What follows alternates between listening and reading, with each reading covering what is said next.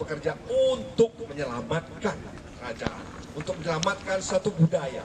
Dalam rangka peduli akan makam raja-raja dan ulama serta situs kerajaan Aceh, segenap pewaris besar Raja-Raja Aceh, keluarga besar Tuanku, keluarga besar Ulai Balang Aceh, dan keluarga besar Habaib atau Alawiyin Aceh bersilaturahmi di Tugu Kilometer 0 Banda Aceh, Kampung Pandi, Banda Aceh, Ahad 9 September 2017.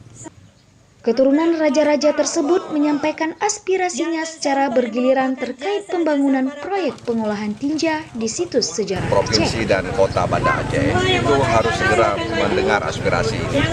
Ya. Dan tentu saja harus ada upaya komunikasi dan mendialogkan soal ini. Sehingga kemudian tidak pihak masing-masing jalan. Jadi kita tidak inginkan situasi itu. Ya.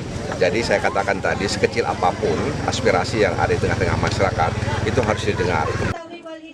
Di sini juga dilakukan penandatanganan kesepakatan bersama untuk perlindungan situs sejarah di komplek tersebut. Dari Banda Aceh, Tim Liputan Wasata TV melaporkan.